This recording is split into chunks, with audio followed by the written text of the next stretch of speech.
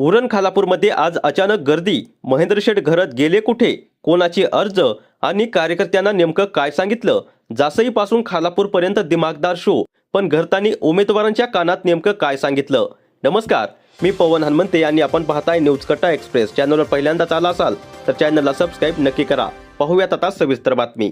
स्थानिक स्वराज्य निवडणुकांच्या रणधुमाळीत आंतरराष्ट्रीय कामगार नेते व काँग्रेसचे रायगड जिल्हाध्यक्ष महेंद्र शेठ घरत यांनी आज जासईपासून खालापूरपर्यंत उमेदवारी अर्ज प्रक्रियेला वेग दिला.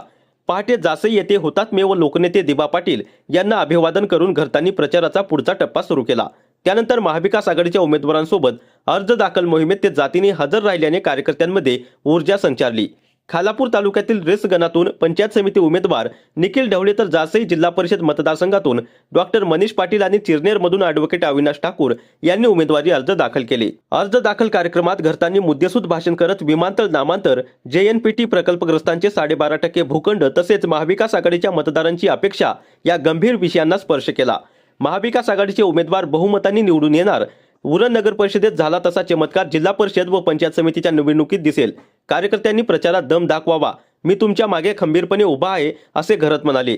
या निवडणुकात विमानतळाला दिबा पाटील यांचे नाव देण्याचा प्रश्न व JNPTच्या प्रकल्पग्रस्तांचा भूखंड प्रश्न पुन्हा चर्चेत आला असून घरतांनी त्यावर सरकारला लक्ष केले. यामुळे परिसरात राजकीय तापमान उसळले आहे. कार्यक्रमात मुरलीधर ठाकूर, अंगद ठाकूर, आनंद ठाकूर तसेच काँग्रेस व महाविकास आघाडीचे शेकडो कार्यकर्ते उपस्थित होते. आज आपण चिरनेर आणि जासई जिल्हा परिषद मतदारसंघातील जे महाविकास आघाडीचे मनसेसह जे उमेदवार आहेत, जासई जिल्हा परिषद मतदारसंघातून डॉक्टर मनीष पाटील जे दुसऱ्यांदा जिल्हा परिषद निवडणूक लढवित आहेत, एक वेळा ते निवडून आलेले आहेत. त्याच्याचबरोबर चिरनेर मतदारसंघातून अतिशय तरुण तडफदार ॲडव्होकेट अविनाश ठाकूर हे उमेदवारी लढवित आहेत. तर त्यांच्याबरोबर असलेले पंचायत समितीचे जे उमेदवार निर्मला नरेश घरत आणि इतर सर्व यांचे आज आपण नॉमिनेशन अर्ज इथं दाखल केलेले आहेत.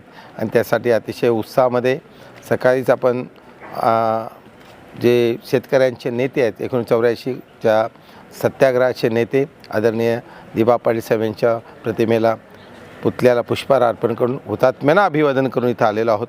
आज ज्या पद्धतीनं या मतदारसंघामध्ये उत्साह आहे, मागच्या वेळेलासुद्धा चिरनेर आणि जासई दोन्ही मतदारसंघामध्ये महाविकास आघाडीचे हे दोन्ही उमेदवार त्यावेळेला काँग्रेसचे निवडून आले होते. आताही अतिशय तरुण उमेदवार आपण दिलेले आहेत. आणि प्रत्यक्षात जे खऱ्या अर्थानं उरण नगर परिषदेमध्ये घडलं की अतिशय जनतेचा रोष आहे. दिबा पाटील साहेबांचं विमानतळाला नाव लागल्याने अनेक समस्या ज्या पेंडिंग आहेत, 12.5%चा JNPTचा प्रश्न असेल, 12.5%चे अजून भूखंड जे शिडकोच्या माध्यमातून मिळाले नाहीत, नागरी सुविधांची कामं झालेली नाही आणि त्याच्यासाठी निश्चितपणे आज जो उत्साह आहे त्याच्यामध्ये महाविकास आघाडीचे उमेदवार प्रचंड बहुमताने निवडून येतील अशी मी अपेक्षा व्यक्त करतो. न्यूज कट्टा एक्सप्रेससाठी रायगड जिल्हा संपादक संजय गायकवाड. अशाच नवीन अपडेट जाणून घेण्यासाठी आता सबस्क्राईब करा न्यूज कट्टा एक्सप्रेस.